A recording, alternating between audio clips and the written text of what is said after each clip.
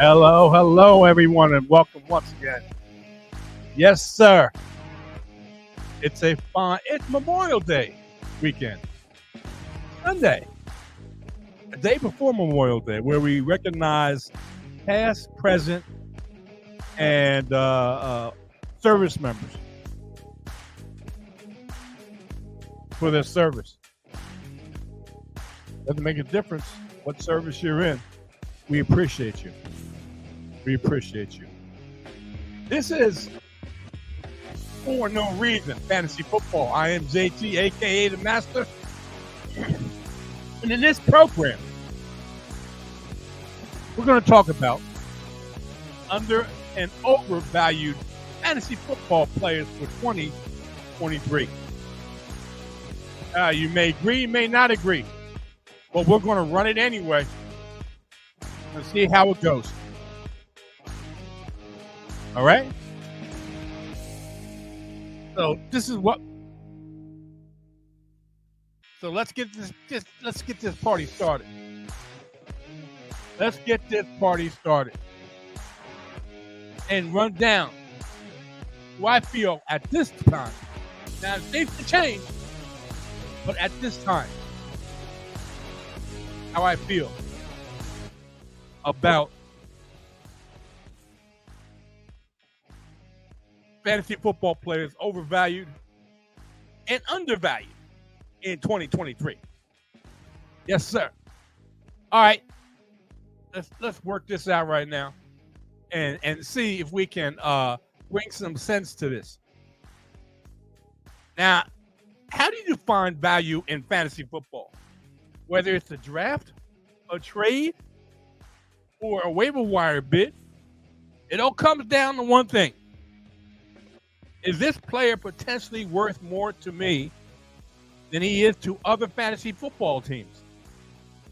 If you can identify some key areas where you can find value in particular players in situations where they could meaningfully outperform where you draft them in a fantasy league, your team can even overcome injuries in less successful picks.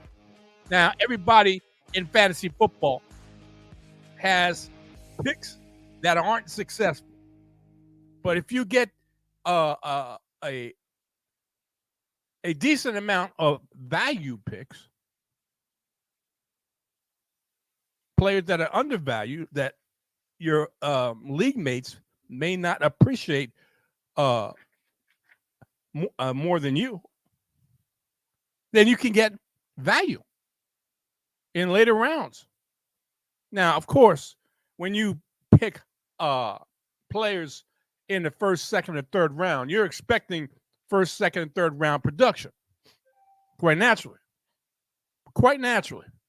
But when you start getting past the third round and fourth round and fifth round and on and on and on, depending on how big your roster is, normally it's 16 players, 16 positions, players.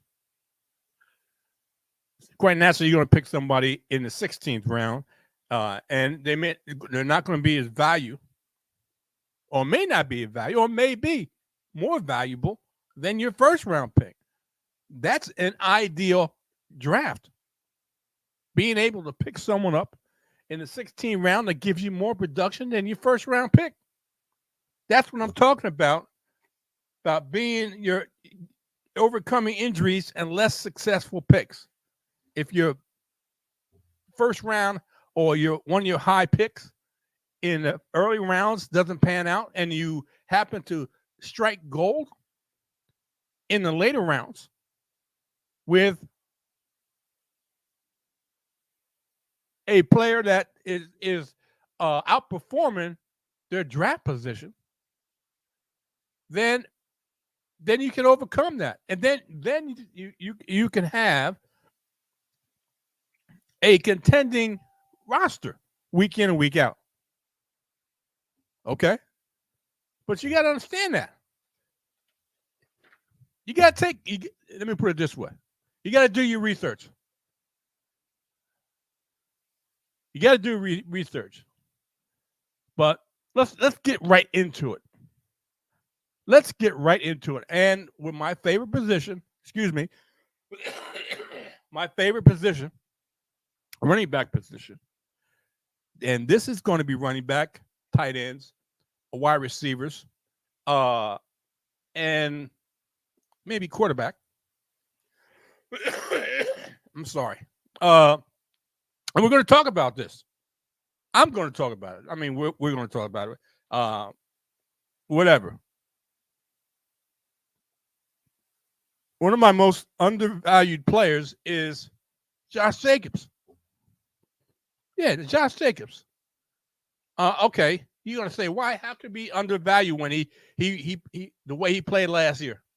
Well, some people aren't valuing. And last time I had a draft, I had Josh Jacobs, I think, in the first round. I can't recall what position I had in the first round, but I had him in the first round.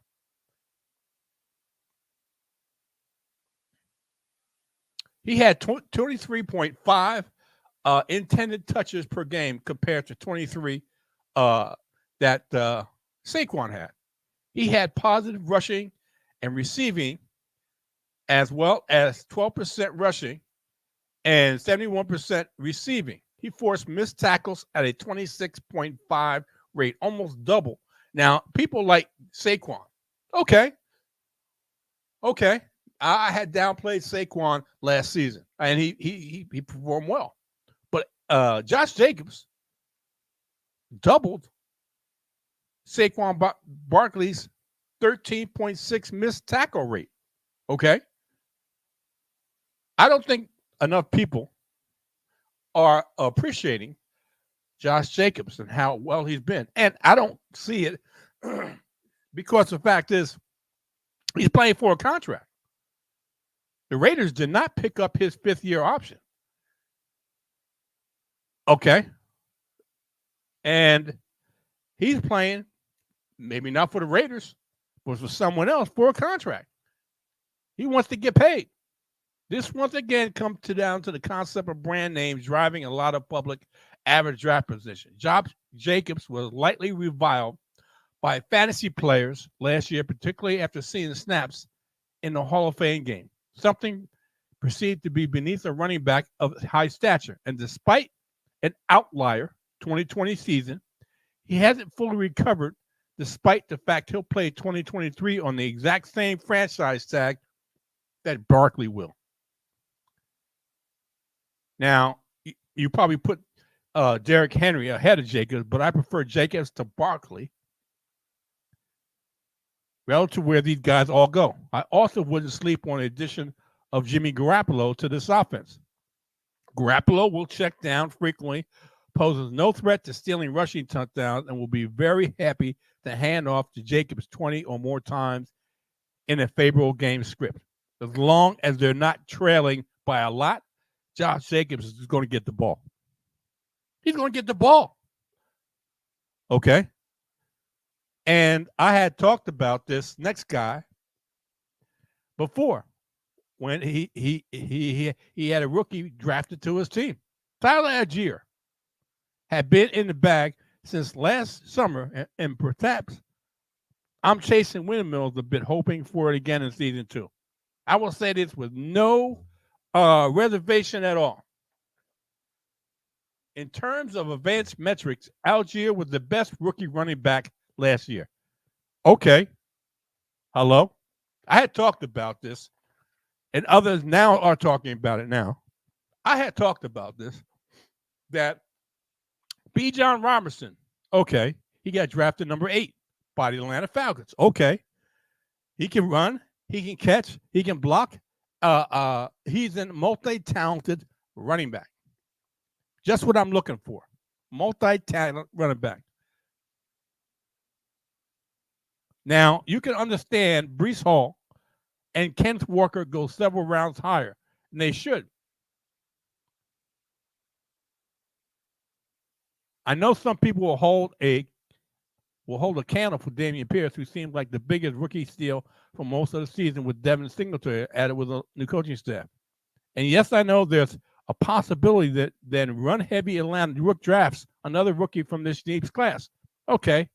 Algier was enough of an outlier to justify the risk. He wielded a 16% rushing and 41% receiving, along with a .05 per rush and .031 per target. He had 3.6 yards after contact per rush and a 24% avoided tackle rate. He outperformed Breece Hall, Kenneth Walker, and Dameon Pierce in most of the advanced statistics behind an Atlanta offensive line that also ranked top 5 in adjusted line yards in 2022. If Atlanta rises in a weak NFC South with their heavy free agency spending, Algier should rise with the tide. I believe he's well worth the risk at current average draft position. If the Falcons do avoid high draft capital for a rookie running back, he could see even more of a share in 2023. Okay. I'm putting it this way. You got Bijan Robinson. They drafted him number 8 in the NFL draft. They're going to give him touches. But I had stated earlier, even though I have Bijan Robinson in the first round, okay, and some people also have in the first round, some people don't, which is fine. Everybody's entitled to their opinion. I believe it's going to be somewhat of a timeshare, okay? So be cautious. Be cautious on where you get Bijan Robinson, because Tyler Algier ran for over 1,000 yards last season. Had a very good season, running over 1,000 yards. You think they're going to let that go to waste? Okay, they got Bijan Robinson. They drafted him number 8. I keep on saying that. They drafted him number 8. Okay. So is he going to get what percentage of touches is he going to get? Is he going to get 70, 75, 80, 65, 55, 45 split? No one knows. Atlanta was the second rated running team. I would say second rated, but they ran the ball the second most in the NFL. Okay, they're going to run the football. That's what the head coach likes to do. That's what he did when he was the offensive coordinator with the Tennessee Titans and Derrick Henry. He's going to want to run the football. Okay, Arthur Smith is going to want to run the football. And the problem I have is this. Okay, Desmond Ridder is not a check down person to the running back. Now he may turn into that. He may turn into that this season, because of who they have in the running back positions. But he's not the type of quarterback to check down. Kyle Pitts had surgery on his leg. He recently had surgery on his MCL. That's what it was, on his MCL. Okay. You think they're going to want to run the football, and how much of a percentage do each of these running backs get? Tyler Algier and Bijan Robinson. How much? You don't know. Okay. Look at Javonte Williams. Okay. Rookie season. Big hype. Hello, Bijan. Big hype. And he gets hurt. And he's out for the rest of the season with a knee injury. Okay. Don't sleep on Tyler Algier. They had success with Tyler Algier last year. Like I said, he ran for 1,000 yards. Don't sleep on him. Don't sleep on this other guy. I hyped him up before the draft. The NFL draft, not the fantasy football mock draft. I hyped him up. I liked him. I thought he should go number 1. Okay. Maybe I was out of bounds. He went number 4. He went number 4. Okay. I'm talking about Anthony Richardson.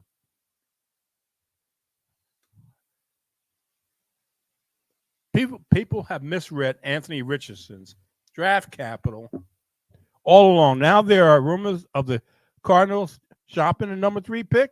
They didn't. The Colts picked up Anthony Richardson. I find it hard to believe a player with Anthony Richardson's arm and natural rushing ability, along with likely a top 5 draft capital, doesn't see the field close to day one. I'd be really surprised. And all things coming from the Indianapolis Colts is he's as advertised. Let me put it that way. He's as advertised. And if he does align with Jalen Hurts, Shane Stetson is in Indianapolis, who came from Philly. I believe he'll have the best possible runway to reach his potential in an offense scheme to maximize his strength and limit his weaknesses. Players with a 38% avoided tackle rate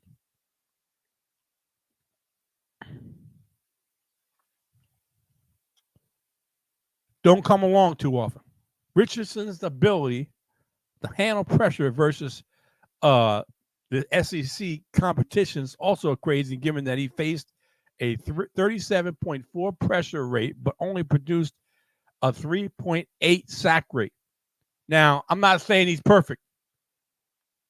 I understand he is not an accurate thrower with 56% completion rate on throws under 10 air yards, including, according to, but he can run the ball and sling it. And that number is just behind C.J. Stroud. The potential for high draft capital at the landing spot and rushing ability is still undervalued, despite how much Richardson's average draft position had risen since draft started opening up. Don't let the SEC watcher in your life talk you out of a piece of Anthony Richardson. 2 quarterback league, you definitely know I'm taking him. I may even take him as my number 1 quarterback, depending on what I see. Now, you got to see a lot to take him in a 1 quarterback league as your main quarterback.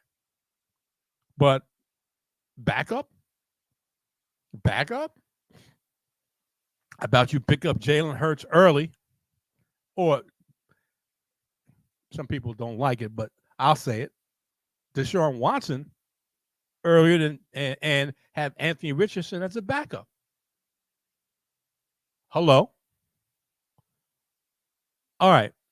There's another guy. Okay, I went through running back. I went through a quarterback and the other position at fantasy. These undervalued players, George Pickens. There may be a few wide receivers I have with comparable differential between my rankings and average draft position. Let's look at Quentin Johnson from the LA Chargers or Michael Thomas. And people have ignored Terrace Marshall. But if you point the proverbial gun at my head and ask which wide receiver would meaningfully outperform his average draft position, I'd target the second-year man in Pittsburgh. Pickens brought a very good target per target along with in his rookie year. I expect improvement from Kenny Pickett, and there will have to be some from this offense with the questionable decision to bring back Matt Canada. That's the offensive coordinator, who will now be calling plays to save his job. If Pickens could have outlier numbers like he did in an iffy offense, he could explode if I hate that word. It's a 2-letter word. It's not a foul word, but it's a foul word for me in fantasy. If Pittsburgh continues to go offensively with a quarterback and receiver making an expected jump we see time and time again from year one to year two, there are a lot of exciting second-year wide receivers to target, but guys such as Garrett Wilson, Chris Olave, and Christian Watson will all have incredibly priced up reflection that expectation of growth. Pickens can still be had for relatively cheap, and that may not be the case come August after you see countless articles talking about what a camp standout he's been, let alone if one quote comes out about him being a true wide receiver one over Deontay Johnson. Okay. That's the wide receiver, one of the wide receivers. And I'm going through the undervalued right now, and I'll get to the overvalued. That's coming. But before I talk about Dallas Goedert, let me say I also really find this year's incoming rookie tight ends to be undervalued. There could be first-round draft capital for three players, Dallas Kincaid, Michael Mayer, and Darnell Washington, with a few fringe players such as Luke Musgrave and Sam Laporta not too far behind. Rookie tight ends, and I've said this before, if you listen throughout the years about when I talk about rookie tight ends have struggled historically, but this class may be different, with each of the above players bringing high-value pass-catching skills and the ability to see the field quickly. The veteran Dallas Goedert is still more trustworthy player to highlight as undervalued. He's tops in the league at the position. He also brings contingent value with more upside if a highly drafted A.J. Brown or Devontae Smith were to miss any time. But by drafting Goedert, you can gain a key part of a Philadelphia offense that is the top Super Bowl contender that should score a lot of points as it racks up wins. Okay, every tight end who isn't Travis Kelce is going to provide one core functionality for the best ball drafters. The ability to produce a ceiling game when you really need one to win all come week 17. Dallas Goedert brings that ability more than other popular picks, as well as a higher floor than many of his peers. I trust my team's ability more than almost any other tight end in fantasy football draft. Now, his average draft position, according to Underdog Fantasy, for most people, if you don't know what Underdog Fantasy is, look it up, Google it, Underdog Fantasy. His average draft position is 68.7. What's that? The 6th round, 7th round? Yeah, somewhere in the 7th round. Okay, in a 12-team draft, somewhere in the 7th round. Okay, 6th round, 7th round, somewhere around there. All right. Let me talk about overvalue. And I was skeptical about this guy. I traded last season for this guy, and when push came to shove, he disappointed me. And I think he may not be long for his team. He may not be long for his team. And it may appear as though we may have seen the last of running back Dalvin Cook. He's my first running back, first player at the overvalue. Average draft position is running back 25, 77.83. That's 7th, 8th round. Since entering the league in 2017, Cook is pretty straightforward for an aging running back. This is before considering a potential $14 million cap hit if a restructure doesn't take place. Now, this is supposed to be one of the premier running backs. Cook ranked dead last in rushing yards over expected per carry among running backs with 250 attempts last year. And it's not like he had to overcome many problems on his offense. Minnesota owned a top 5 Pro Football Focus run blocking unit in 2022. Yet he and teammate Alexander Madison both ran worse than expected.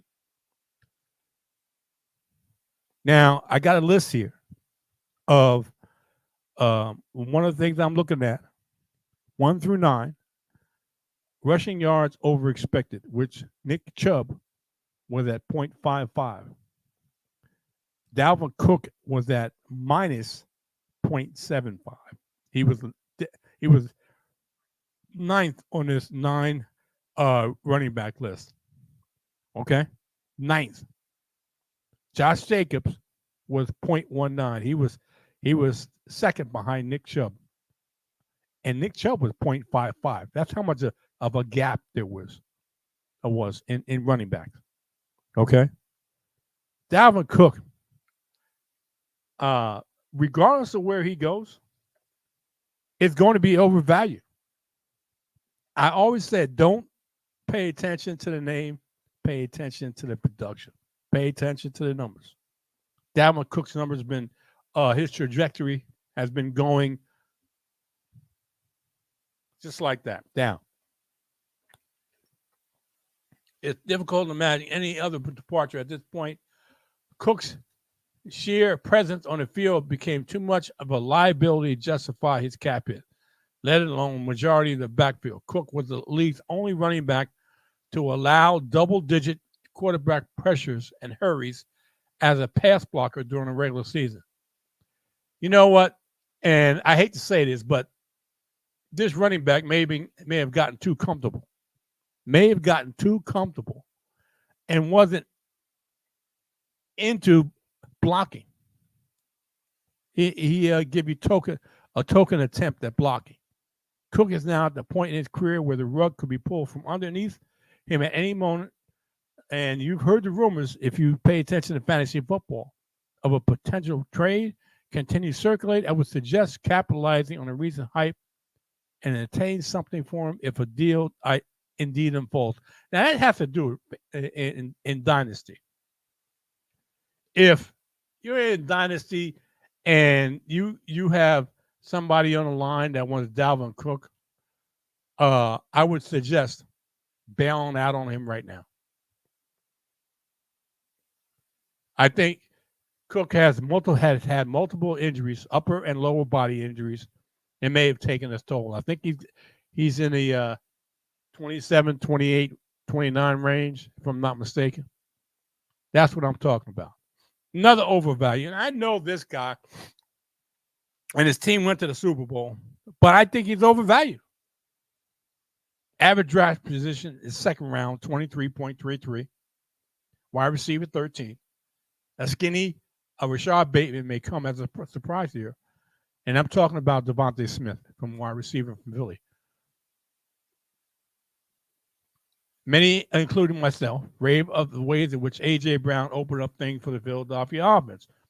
Not only did his acquisition boost their newly paid quarterback, it made life easier for Devontae Smith and their secondary pass catchers. Looking at regular season numbers, Smith saw 12% of his pass play snaps from the slot as a rookie, which jumped to 25% in 2022. Hello, A.J. Brown. He also experienced a downtick in average depth of target from 15.2 to 9.9. That's a lot. That's huge. Everyone acknowledged Brown's impact becoming their primary X receiver, but Smith added slot work gadgetry, gained him some underrated production. Over 20% of Smith's receptions came from screen passes. Among all wideouts with 100-plus targets last season, he posted the second highest screen target rate at 15.2%. If you take the time missed by Dallas Goedert, we had talked about him earlier, over the middle parts of the season into full consideration, Smith's sophomore splits aren't as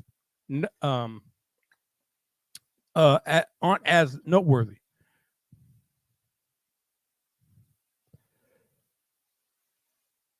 Trust me, people. Devontae Smith, in my opinion, I feel is overvalued. Okay. Let's talk about another player that I know people are hyping him up. I know that the Pittsburgh Steelers have uh supposedly improved their offensive line. Okay. Many of you moved by the talent over situation, a solid rule of thumb across indefinite time horizon that is dynasty football. Isolating performance can be messy depending on the position and any biases that could underweight statistical evidence. Not much data is encouraging for Steelers running back Najee Harris. I didn't like Najee Harris last season, and it could be time to capitalize on his so-called running back one moniker. Okay, before it's too late. Najee Harris led all running back with 579 total rushing attempts across each of the last two regular seasons. Now, like I said, opportunities haven't been an issue, but efficiency has. Harris averaged minus 62, minus 0.62 rushing yards over expected per attempt in 2022. The worst output among rushers was at least 200 carries.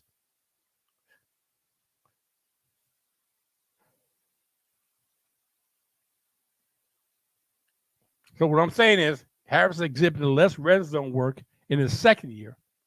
Key staples of fantasy output. For example, Jamal Williams. Okay. Jamal Williams didn't have a whole lot of yards, but he had red zone, goal line attempts. Okay. Najee's role in the passing game is no exception. He ran 21 plus routes per game as a rookie, which dropped to 14.7 in 2022. Likewise, his target per route run regressed from 26% to 21% during his last year, his second year. Harris did suffer a Les Frank sprain, which lingered last August, which lingered until the second half, right about when things began picking up, and Pittsburgh drafted 0 ball carriers after entertaining at least 9 this offseason, which could, of course, increase trade return for Harris. But it's no coincidence that first-year running back Jalen Warren led the positional room in third down snap share. Consider this your official buyer beware warning. Okay, a guy, I'm a Cleveland Brown fan. Okay, I'm a Cleveland Brown fan, and I feel this guy is undervalued. And thank God he got away from the Jets and wound up with Deshaun Watson. And I know some people don't like Deshaun Watson because of what happened, or don't think Deshaun Watson is going to get back to 2020 production. I think he will. His average, this guy's average draft position is 96. He's undervalued. He's a wide receiver that came over from the Jets. People who follow fantasy football, follow football in general, know who I'm talking about. I'm talking about Elijah Moore. Once a smart guy once said, trail players that competitive teams acquire. This now, in my opinion, along with the atrocious situation that he was with the Jets in 2022, they had one of the worst quarterback plays in all of the NFL last season. New York shipped, like I said, to Cleveland for a third-round pick. Consider he actually produced as a rookie, makes a change of scenery a bit more encouraging. Now you had Mike White, Zach Wilson, and Joe Flacco. The worst quarterback play in all the NFL. I'm not just saying that. That's a fact. Okay? And there's no secret that Moore was unhappy with the situation. Looked like him and Zach Wilson were never on the same page, maybe a personality conflict or whatever. He never targeted him, never threw to him. Even if he was open, they never threw to him. And that's how political football can be. Now, it's my belief that the Browns recognize Moore's strength and will put him in more favorable situations. Moore is efficient against two high shells, something defenses have emphasized across the NFL, and the coverage that wide receiver one, Amari Cooper, and Donovan Peoples-Jones have struggled with. He's a good route runner. He performed very well when he was a rookie. God knows what happened. I know they changed the offensive coordinator, head coach, and Kevin Stefanski riled up the analytics crowd with an encouraging message regarding Cleveland's passing attack. Going into year 2 and a full season for a quarterback that shall not be named. Come on now, we know that is Deshaun Watson. One would expect an uptick in volume through the year. Cooper and Peoples-Jones shared 75-25 splits outside from the slot last year. Deploying the shifty Elijah Moore complements a deep threat in Donovan Peoples-Jones. Nicely on the underneath stuff, and likely shares a similar pattern with third-round wide receiver Cedric Tillman, who produced from the outside while at Tennessee. Among all players with 300-plus routes in each of the last 2 seasons, Moore experienced the worst targets per route run decrease from 24 to half, from 24% to 12%. Even before accounting the rival of Garrett Wilson, Moore's fall from grace seems too drastic to consider this as his baseline for future production. Let me tell you, I mean, the kid may have an attitude problem, okay? He may, I'm not discounting that, but the quarterback play didn't help. The quarterback play did not help. And you got to understand this. I think he's undervalued. I think the Cleveland's receiving core is undervalued. I think Cedric Tillman is undervalued. Okay? I'm not a big Jalen Hyatt, the other Tennessee wide receiver that went to the Giants. I'm not a big fan of it. I think there's going to be some big growing pains. I think the more solid, 6'3", 6'2", 200 plus pounds, Cedric Tillman. A 50-50 ball catcher. Guy can go up with and get contested catches. Okay. Along with Elijah Moore. Undervalued. I think this receiving core, they're not expecting too much from Deshaun Watson. I think that Cleveland team in entirety is flying under the radar. I think the average win for this team is 7, 8, somewhere around there, under 500. Come on. They improved their defense along with the defensive coordinator. They got a lot of weapons, including one of the best running backs in football, Nick Chubb. And I'm telling you, I think this other kid is undervalued too, in Jerome Ford, number 34 in Cleveland. That's why Kareem Hunt more than likely won't be back with this team because of Jerome Ford. Him getting the opportunity to be RB2 on this team.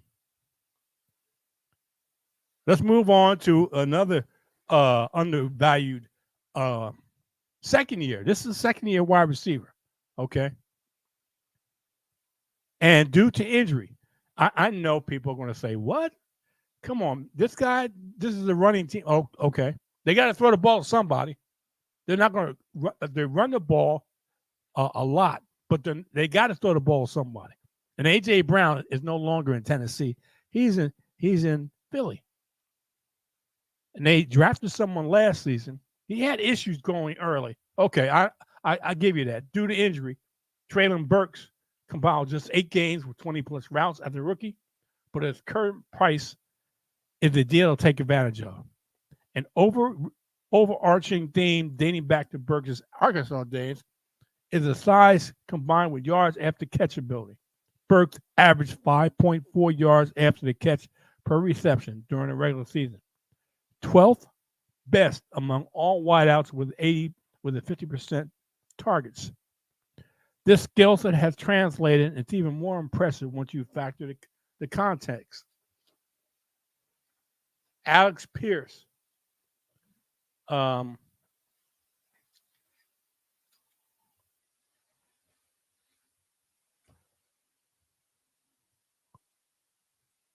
Burks is one of the best yard after catch per route of second year wide receivers.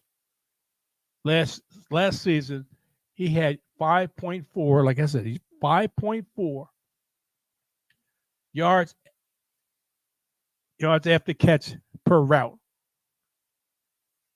and there's only two guys with a average depth of target: Alex Pierce and George Pickens, that were number two. Traylon Burks had a better average yards after catch. Alex Pierce and George Pickens were 1 and 2 respectively. Garrett Wilson was 9th on this list. Chris Olave was 8th. Christian Watson, you've heard these guys, was 7th. Jahan Dotson was 6th. Romeo Dobbs was 5th. Drake London was 4th. Traylon Burks was number 3. Over 75% Burks snaps came from the outside. And that was in college, he only had 17%. Now, some were concerned with Burks' high slot usage going into the draft. It inflated this production separation. Well, only Christian Watson averaged more yards after catch in the class, and he was sub 75%, sub 70% from out wide. Burks was 79%. Watson was 67%. Even Watson had a better yards after catch. Burks was number 2. Okay? Burks was number 2. Traylon Burks is more like Garrett Wilson with the ball in his hand than the likes of Chris Olave or Drake London.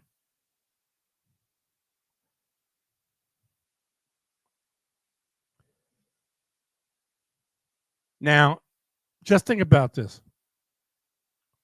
Robert Woods is now in Houston, and Tennessee allocated just 1 7th-round pick toward the position in the draft. Burks' health and externals should only continue to improve through the remainder of his rookie contract, lining up on the outside as a hedge to Okonkwo. That's the tight end. Burks is a candidate breakout for the 2023 season. He's underrated. He's undervalued, in my opinion. I know he's going to run a heavy team, and we're talking about Ryan Tannehill and a rookie quarterback. Come on. But who are they going to throw to? Just a tight end? I know they like throwing to the tight end in Tennessee, but they also like throwing to A.J. Brown, and this is a replacement for A.J. Brown. I'm not calling him A.J. Brown. I'm just saying he's a replacement for A.J. Brown. Understand that. I got one more. He also a wide receiver. I know people are going to say, man, you just touting, you just pumping up your former team or your present team. Okay, this guy is undervalued, I feel. Brandon Cooks is not there. I'm talking about in Houston. Okay. Now Nico Collins capped off his sophomore campaign by aiming through as many production barriers prominent within the offense. Now, last season, Collins was targeted on 20% of his routes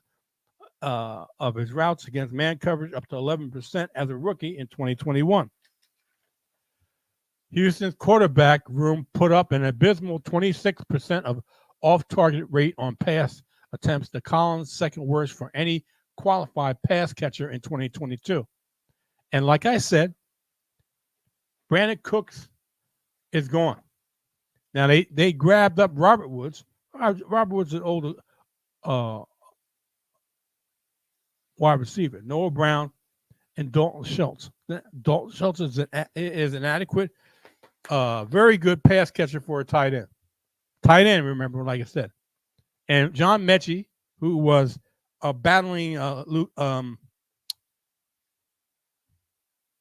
leukemia in his rookie year, is back.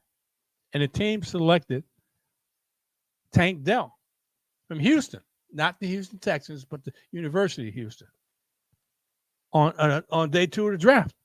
Obviously, these additions are collecting more mouths to feed, but Collins stands as a team's perennial weapon downfield and from high-value areas in one-on-one situations. Collins caught 12 of 16 contested targets last season, which only helps his case for more opportunities.